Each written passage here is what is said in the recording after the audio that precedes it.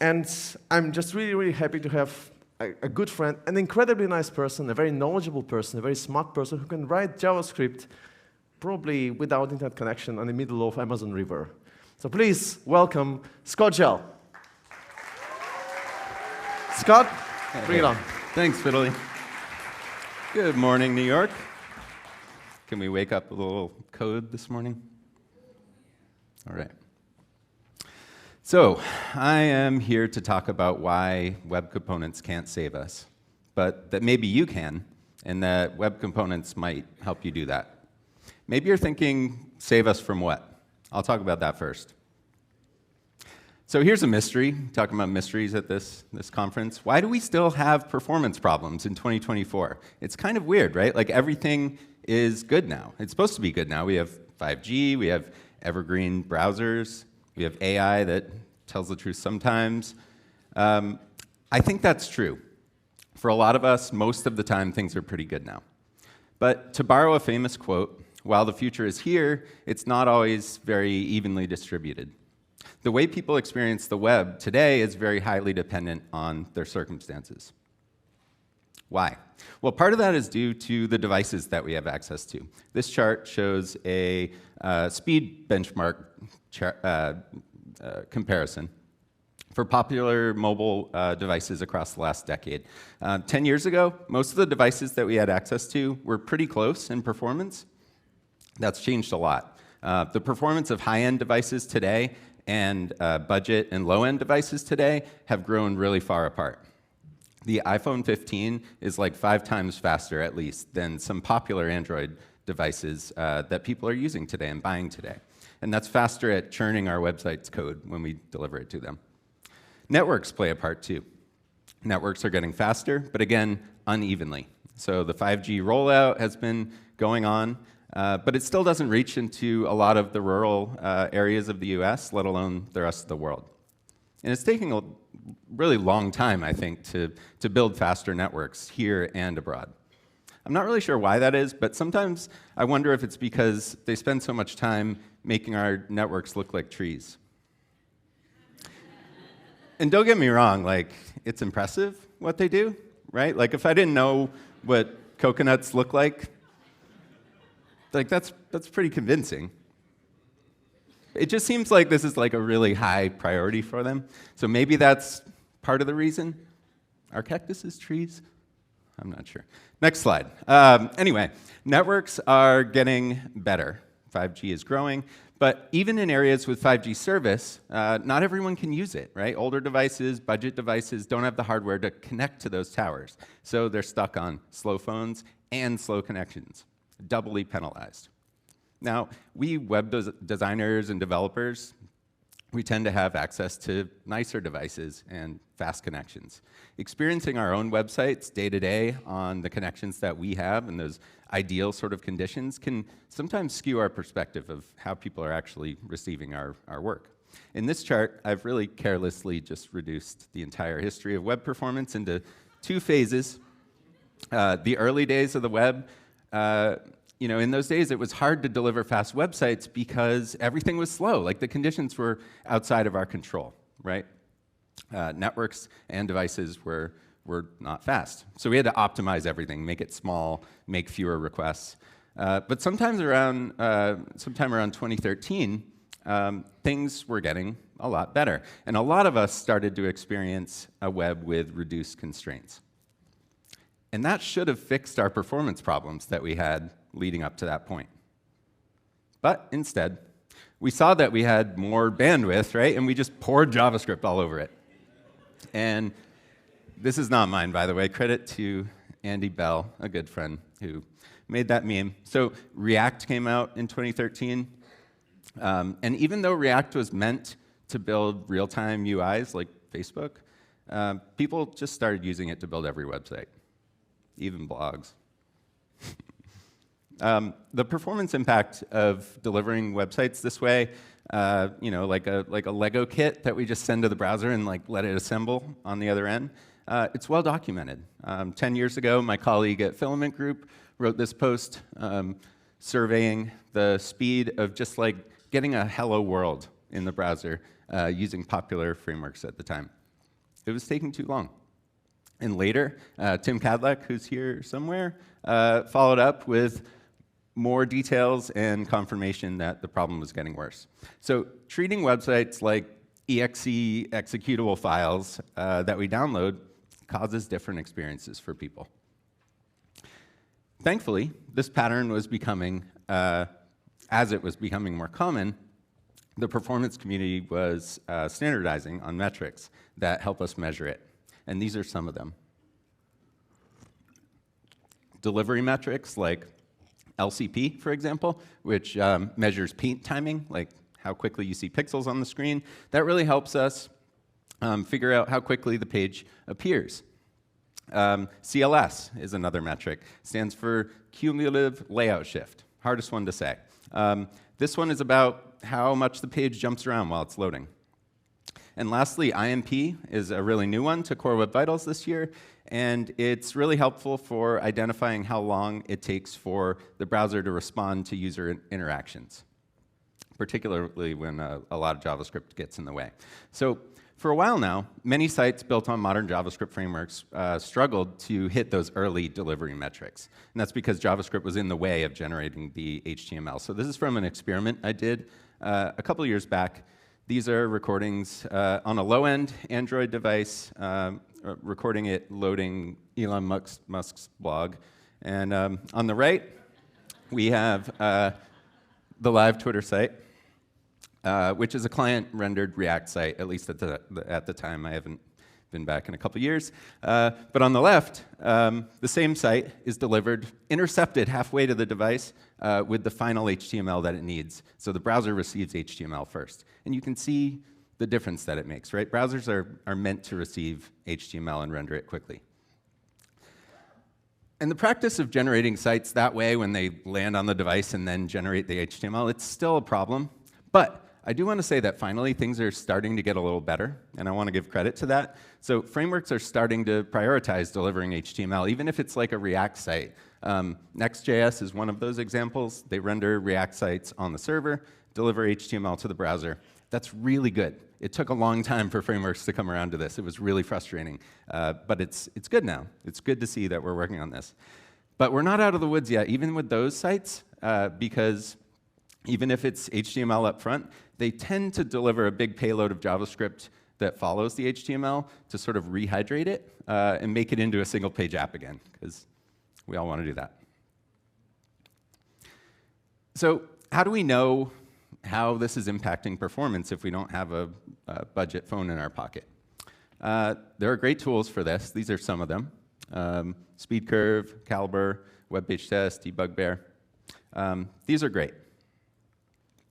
Some tools even let you see how people are experiencing your site in real time on their own devices. So Crux is one of those services, which stands for Chrome User Experience Report, which I don't want to dwell on it, but like that's not how acronyms work.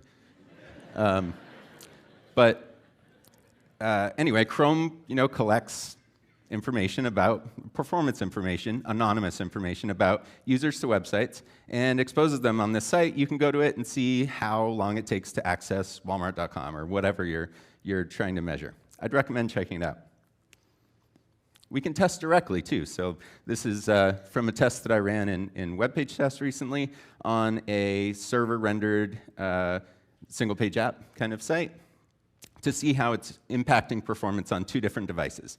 This was a fast device, so like a high-end Android. And you can see first contentful paint there, LCP is green, those are delivery metrics, they look good, right? This one's red, total blocking time. That's because this site happened to deliver HTML up front, so it rendered quickly, but something happened to cause the device to be blocked up. The main thread was halted and couldn't receive interactivity just for 2 seconds, which is not long, but it's weird for a high-end device. So if we look into that, we can see the culprit, right? 1.5 megabytes of JavaScript. And that's compressed, so when it expands on the device into memory, 6.5 megabytes, that's a lot for any device to handle. And this is not a lot compared to most popular websites today. So like 1.5 meg, a lot of the sites that we're using are delivering more than that. This is very common now. So here's that same test run on a low-end device. Once again, slow device, but it renders quickly. First contentful paint, still under 3 seconds, looking good. It's orange, but that's okay. This is a low-end Android. But here, look at what happened to the blocking time. We've moved up to almost 12 seconds, where the phone is just frozen, right? Can't respond to your interactivity. So the page looks ready, but you can't use it. That's pretty bad. So we still need to work on reducing our JavaScript somehow, right? We're doing better, but we need to work on it. But how? Well, I said this talk would be about web components, right? I've been talking about performance, so let's talk about them. Perhaps you've tuned out on web components for a little while now. I did for a while, admittedly. The early versions were a little rocky. Browser support wasn't good, polyfills were required, standards were changing. Things are better now, I think. And a lot of big companies have adopted web components in recent years. Adobe, for example, has sort of standardized on web components. And they have an open source library built on them called Spectrum. It drives a lot of their flagship apps now. I should be clear on that. Like when I say Adobe uses web components, like they built Photoshop on them. Like the real Photoshop. This is the latest version of Photoshop. It runs in the browser, and it's built on web components. This is actually a live video of me using it recently. And it works just like you'd expect Photoshop to work. As you can see, graphic design is my passion.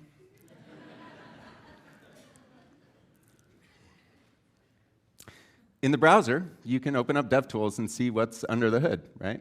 And all these little elements have weird names on them. Those are web components. So they're really bought into this. Apple is another web components fan. You can see it on the Apple Pay button that you can embed into your websites. SpaceX. Perhaps you are thinking web components sound pretty good, but they certainly don't work in space. Guess what, haters? They work in space. The UI of the Crew Dragon spaceship runs web components. So you can put space on your browser-supported matrix. Another small company, Microsoft, using web components. They standardized, similar to Adobe recently, built a lot of frameworks on them, even rebuilt Edge browser, like the Chrome of the browser itself in web components recently. Used to be built in React. And they reported pretty big performance gains from that. GitHub, another one. See that little relative time element in there? That's a web component, and it just converts timestamps into a nice, friendly date. Last one, Wordle. Originally built on web components, at least. So let's talk about what they are. First thing to know about web components is that they're not any one thing. They're a series of standards that they can be used alone in isolation or together to produce reusable component patterns. And they're built into the browser. So these are custom elements, HTML templates, and shadow DOM and slats, which is 4. But we're going to say 3. So let's dig into custom elements first. This is my favorite part. This is, of all the web component specs, this is the part I use the most. If you know, so this is a my element. If you know HTML, you know that's not any standard built-in element called my element. That's because I just made it up, and that's what you're supposed to do with custom elements. They're real elements, but you just make them up. The way to know if an element is a custom element and not a standard one, like a paragraph or a UL, is that the name will have at least one dash in it. So they're like these little imposter elements that are made out of dash-separated characters, like little squirrels in a trench coat trying to be HTML. In fact, thanks to Unicode and flexible naming rules of custom elements, this is totally valid. So you can make 3 little squirrels. It can't just be those squirrels, though, which is something I never thought I'd say on a web stage. But it has to have a letter that starts. So you see that X in there. It could be any letter. But you can still do squirrels. So there are a few other rules. These are all valid. Again, they have to start with a letter, have at least one dash. They don't need anything after the first dash. So a dash is valid. I didn't know that until recently. they can use other characters after that first dash too, like underscore, period, numbers, and squirrels. So custom elements, they always need to be closed. You can't like have a self-closing tag. How do we use these things? You can just use them like any HTML element, right alongside the other ones. Or wrap them around HTML. This is the way I like to do it. Of course, since they're real HTML, we need to follow HTML rules. So, for example, some elements only allow certain kinds of elements inside them, right? Like a UL only allows LIs inside it. Web components use real HTML, so we have to work with that. And this trips people up, I think, if they come from like React, for example, because the idea of components in a framework world is often more of like an include sort of mental model, where the tag you put in there doesn't necessarily stay. Web components are just HTML, so they stay. So you have to work with HTML. So you drop it into a page. At that point, it's like a div or a span. Like maybe that's useful to you. You could style it at that point. It doesn't mean much to the browser at that point. It's not interesting for accessibility. But sometimes that's all you need. So you could add ARIA to make it more meaningful at that point if it made sense. But usually we want to do more when we use them. So for that, we use the custom elements lifecycle. And that's how we extend meaning and behavior of the element. So the lifecycle talks about key moments in a web component's life. So to gain access to the lifecycle, we have to teach the browser about our element. So we need to define it or register it. That's that one line of JavaScript right there. So we're passing in the element name, my element, and then we're saying, we're going to define it by extending this other class that's built into the browser. And that other class is the HTML element class, which is the one that drives every default HTML element to start. A lot of native elements extend this one further, right? So we're doing that too. We're actually working like the browser does with building real elements. So HTML element class, that's what gives elements things like offset top or inner HTML. Like that's what defines all that. So we're going to extend that. And we do that by putting inside the curly braces. Now, I don't have to use an unnamed class like that. I could name it as well. You'll see this often too. So my element extends HTML element, and then I could pass that variable name in. And this is good. It's a common pattern for a good reason, because once you do that, you can export your component. And then other components could import your component.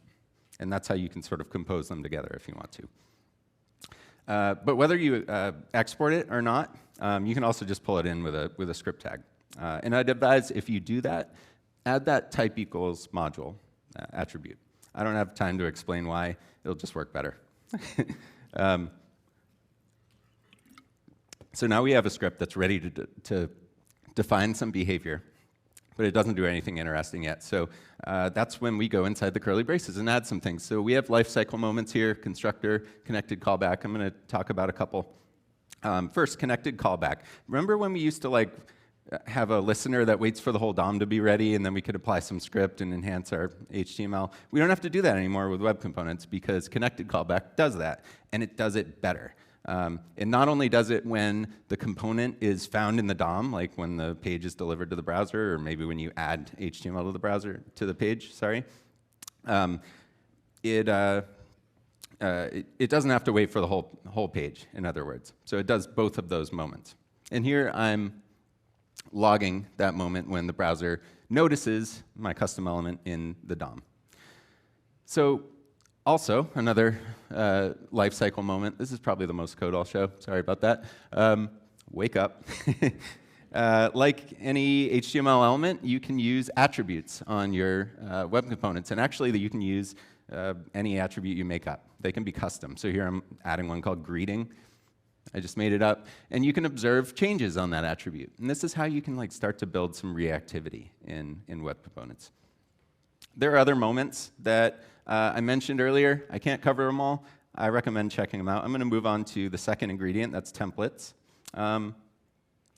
If you're coming from another templating language, lower your expectations. These are not what you're hoping. But I'll show you what they do. They just give you a way to deliver some HTML that doesn't render the user, so you can reuse it and like populate it, append it to the DOM efficiently. So that's pretty much the template element. Third component of web components is shadow DOM. And slots are part of that as well. Shadow DOM, the name implies there's a light DOM, right? A lot of people have been calling the regular DOM the light DOM. That's just the regular DOM. So HTML on the side there, and we've got a programmatic representation of it on the right. That's the DOM. We're all used to that. It gives us tools like querying for a selector, and we can find an element in there. So that's light DOM. It just found an H1 in the page. To contrast that, Shadow DOM is a relatively new thing to web developers, but it's been around for a while. So if you go into Chrome settings, you can check this little box for user agent Shadow DOM. And then you can start to see it just show up in native elements, like a select. So there's a select element HTML, how it renders, and look at that, shadow root. They use Shadow DOM inside. A lot of form controls. And what it is like this little encapsulated, protected segment of the DOM that can't be interfered with as easily with JavaScript and CSS that's in the page. And sometimes that's good. Why would you want this? We can use it too, so why would you want this? I'm going to say that most of the time I don't. That's a little controversial, but you know, a lot of the times you don't need it, but it's useful in some cases. One use case, I think, is that it's really nice for embedding code on other websites, like a third-party embed, where you want total control over the HTML appearing the way and behaving the way you want, like a video player or that Apple Pay button, for example. So this is their configurator tool for the Apple Pay button. And you can see it's entirely Shadow DOM. So the markup they give you is just an empty element, and their script controls everything. You can add some attributes to sort of change the settings for it, but you know, you can't like change the Apple logo. They did this on purpose, right? So it's useful in some of those ways.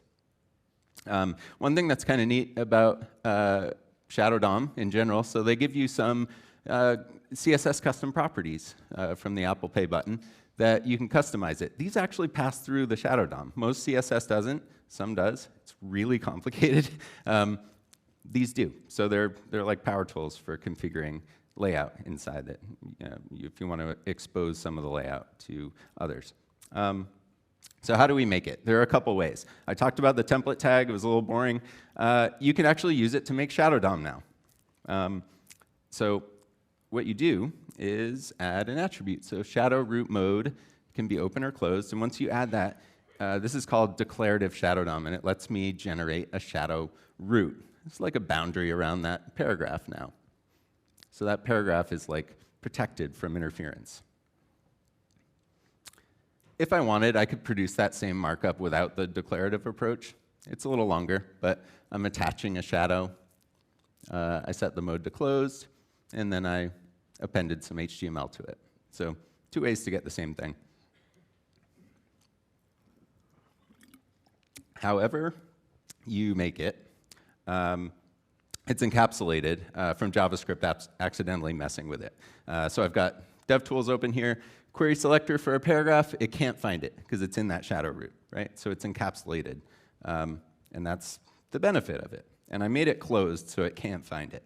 On the other hand, if you set that mode to open, you can make it findable, at least. Not by accident, only on purpose. So if I want to find that div element and then get its shadow root and it's open, then I have a property exposed that I can talk to. And it's called shadow root. So you can see that here. Query selector for the div, shadow root, and then I can go inside that query selector for more elements inside it. I mentioned slots before. Slots are like the best part of Shadow DOM, I think, because they're light DOM. It's really confusing. Slots are elements inside the Shadow DOM that expose or reveal light DOM elements that are next to it, next to the shadow root. And they're actually still light DOM, so they receive styles from the page. So they're like a window into the light DOM from the Shadow DOM. And the reasons you might want to do that, maybe you have like some boilerplate HTML, and then you want the user to be able to, or the developer user to pass in a little HTML that drops into that spot. You could do it that way. So it would say, look in the window when it's rendered in the browser. And then they could change it to something like look in the mirror, or whatever, and it would just pass in, a different thing into the slot. If this was an all-day workshop, I would cover CSS with Shadow DOM, but it's not. It's really complicated. I would recommend reading up about it because you'll learn so much about CSS if you're not familiar with how these interact. I did. It taught me just in general a lot of CSS things I didn't really know. Also, I want to emphasize, Shadow DOM adds complexity. It makes things more complicated. It doesn't add problems that aren't solvable, but you have to be aware of what you're doing. So I'd say just use it when it's needed. So that was like a bird's-eye view of web component standards. There's a lot more you could say. But there's a native component model built into the browser now. Maybe it'll help us reduce our JavaScript reliance, right? But web components won't save us automatically, right? For that, we need changes to our practices and patterns. One particular pattern that's resonated with me for a while now is this one Jeremy Keith calls HTML web components. The idea is to build web components as wrappers that go around functional HTML that works without JavaScript, right? You sort of use it as a progressive enhancement sort of model. Here's one of those. This is a HTML web component by Cloud4. It lets you compare two images, pretty slick. And the cool thing is the HTML behind it is just two images, right? Like if something failed, if that failed to load or it had an error, you could still look at the two images and kind of compare them. You'll find a lot more examples of those in Jeremy's article. But backing up here, before we reach to elegant patterns at all, I think we need to be exhausting all opportunities to just use what's built into the browser. We might not need web components at all, right? HTML and CSS are just really good now. Like a lot has been added to browsers lately that can allow us to delete a lot of JavaScript. So have you seen popover yet? Like this is a popover. It requires no JavaScript. You can wire two elements together and get interactivity for like an overlay, and it's accessible and it works across browsers. So beautiful. Use these, delete some JavaScript. It was mentioned yesterday, but we're getting stylable select elements soon. Huge, right? Designers are so excited about this. They can put icons in the menu. It's been a big problem. It's not here yet, but keep an eye on this because we can start using them and delete some JavaScript, often a lot. We can do transitions natively in browsers now. Support is growing, right? We used to use frameworks just for this effect. A whole JavaScript framework just to get this thing that's now like 3 lines of code. So use view transitions and delete some JavaScript. Responsive video works in browsers again. This is a pet favorite of mine. So for local video files, you can negotiate between different sizes, deliver the right one to a small device or a large device. I was able to help land the commits in Firefox for this feature last fall. I think it's really good. It needs more use.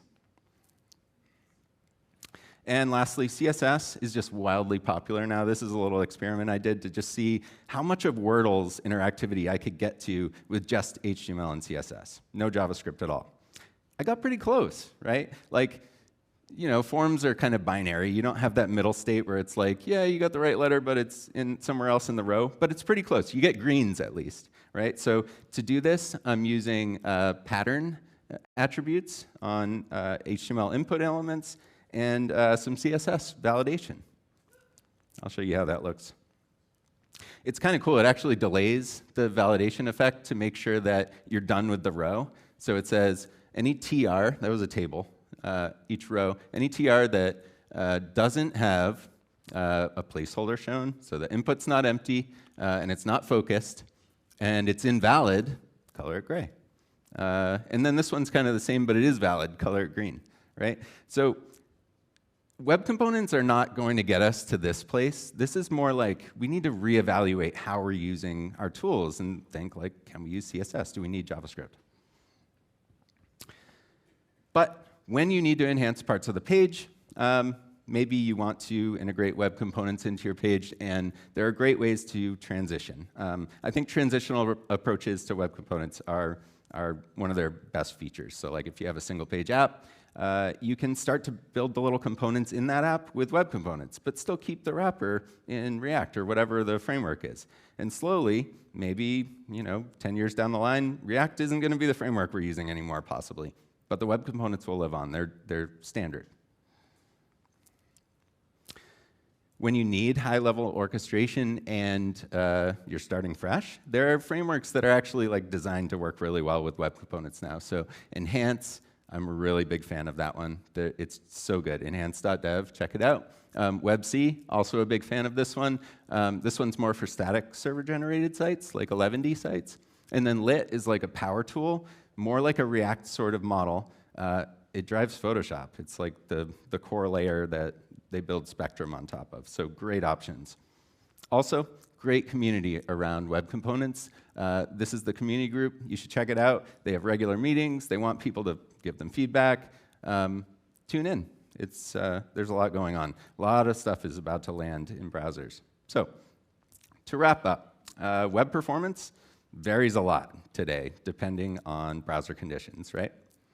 I think web components offer some nice new standards that could help us reduce our over-reliance on JavaScript, but they will not fix our problems automatically.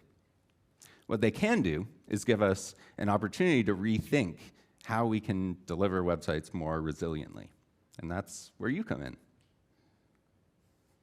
So thank you. If you're interested in learning more about web components, I've got a course.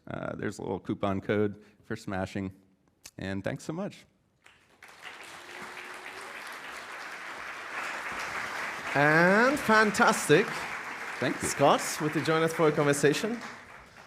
Which chair do you like? Left one. Left one. I'll go with left one. Well, excellent. It's interesting for me to see that, we've been kind of, I don't even know why, but we've been always over the last 5, 10 years kind of going into camps. We have the web components camp, we have the React camp, and then of course we have the Vue camp and all of that. And I'm wondering, why are we so possessed by tooling? Because we're kind of possessed almost by tooling. We're always going all in there. Mm-hmm. So it's really rare, at least in my experience, to see anybody who is comfortable with web components and also in React. Really being in both worlds. How do you think we can actually bridge that? Yeah. Well, support for web components within frameworks has been a priority of all the major frameworks for a couple of years now, or maybe more than that, several years now. And React was lagging a little bit, but the latest version, at least, I don't know if it's stable yet, but React 19 has better support for web components. It comes down to attributes being strings, and the way, in HTML they're always strings. React uses attributes to pass data, right? So as props, and that was, that was a thing that they had to adapt React to work better with. And I think there are more complexities with Shadow DOM and things like that frankly a lot of us didn't see coming. It breaks the mental model of how the DOM is supposed to work. And so there are workarounds that were needed. But across the board now, if you count the new version of React that I'm not sure when it'll be released, but maybe someone in the audience knows, support's good. So I feel like you can use both, and frameworks are very friendly with it. There was a question that also came very quickly from John, which is a bit different about performance. Are there any simple words of advice to optimize load times on both Squarespace and WordPress, besides making images smaller? My company is all in on all sides, being in either one environment or the other. And it's kind of the question, I guess, of why haven't we, I think that we did bake in a lot of optimization efforts within WordPress and Wix and Squarespace and so on, but it still feels like, especially in terms of accessibility, you see this weird thing, there are a lot of popular accessibility plugins for WordPress, and again, I know it's accessibility, but the only thing they do is to change the alt tag, not with a descriptive description of an image, but just the file name to comply. Right, and, yeah. And for that's performance, yes, and performance, yeah. I feel like it's maybe the same story. We just do what we, a little bit, but it's not like, or you're on Squarespace, it's going to be fast, right? Right. Or your WordPress is going to be fast out of the box. Mm-hmm. So what do you think? What do you think on that? Yeah, so a couple of parts to this answer, I guess. First of all, I feel like those examples and several others sort of like never adopted the single page app model for delivering websites, and now that new metrics are coming in to sort of penalize over-reliance on JavaScript, those approaches are starting to show up as like a good idea all along, right? WordPress is a good example that can be fast. There's not a lot in the way of delivering HTML in that. Right. As far as Squarespace goes and similar tools like it, I mean, I know in that case, like I work on the performance team, and this is our focus right now. I think it's an ongoing process, and we're auditing and looking for opportunities to improve all the time. But generally, you get a good experience out of the box. I would say that about broadly about CMSs like that. So, yeah. Okay. I'm still hopeful that at some point will be just much of the work that must be done in terms of accessibility and performance would be kind of happening under the hood. And I don't mean it in a way like let's just give it all to AI, right? That's not the point. The point is really to make sure that we actually have good defaults, good presets, something that you can really comfortably build upon, reliably build upon. Yeah. Right. Well, I didn't cover it much in this talk. Typically, performance talks, when I give this sort of progression, I talk a lot about render blocking resources, and that tends to be the problem on websites that are more like statically generated and might have like a few style sheets involved in rendering the page. The way you optimize those style sheets and how heavy they are really starts to matter when you're making a round trip to the server and the browser is waiting for that before it can render the page visibly. So I would say in those sorts of environments, that's like the key thing to be keeping an eye on. And it's something we're looking at, certainly. A few questions here. One from Sarah. What are the accessibility implications for custom element web components? Right. Question. Well, I would say, like broadly, it's the same sort of implications that you would have with any HTML elements. If you think about it like a div, like that's sort of what you're starting with a web component or a custom element. And then, I would say beyond that, shadow DOM is when things start to get complicated with accessibility. To give you an example, if you were to have a label element that pairs with an input element, and the input is inside a shadow DOM node, but the label is outside it, they can't talk to each other, right? So this is like a well-known and also like a problem that people are focusing on fixing. And that might have already happened by now. Like I haven't checked in the last week. It moves really quickly. But Aria has similar relationship problems between Shadow and Light DOM. That's just some of them. Shadow DOM form elements that, if they're in a shadow root, they don't submit with a form. You have to actually like communicate out the state to the top of the component so that the form knows it's there and can submit normally when you submit without JavaScript. The tools are there to do that, but that's what I mean by like it adds complications. Complications. Yeah, that you have to know what you're doing. Yeah. And I think Shadow DOM is one of those power tools where like once you start with it, you really you need to consider a lot of factors of how it impacts. Brad Frost. Brad is wondering, when should we not use web components? I mean, first of all, I think, I was trying to say that there's often an HTML element that we could choose first, right? Or like CSS that we could use to pull off whatever we're trying to do. So I would not reach for web components until I wanted to, apply some kind of enhancement to the page that I couldn't pull off with all of the many new features that are landing in browsers so frequently lately. Yeah, I think also like one of the conversations that I've been having is some people get confused and they ask, so why web components if we can just have better HTML elements?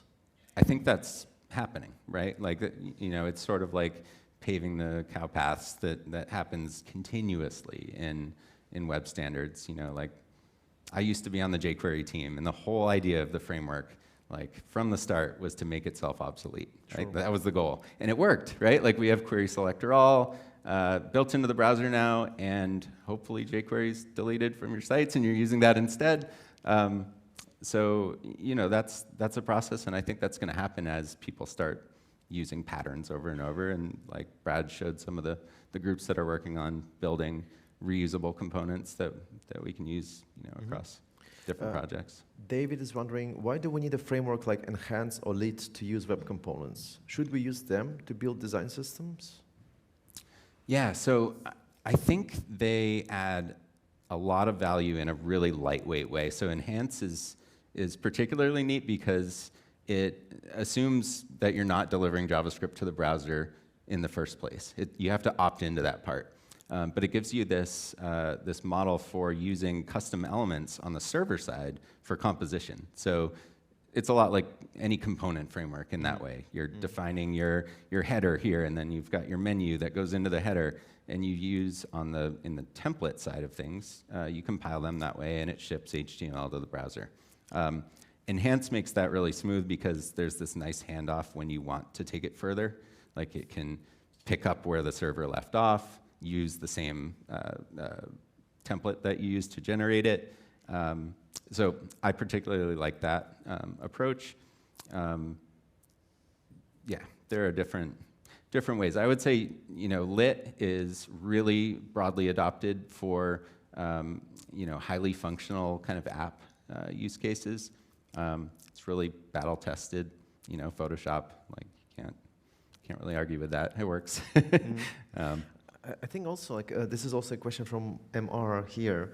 We've been living in this world where first we said, let's go all the way, and as you mentioned, right, on the client. And then we said, no, that's not good enough. Let's go all the way, maybe somewhere, maybe closer to the server, and then in between. And then we have Next.js, where you also have this sort of, pre-building, and you have this sort of server-side component part to it.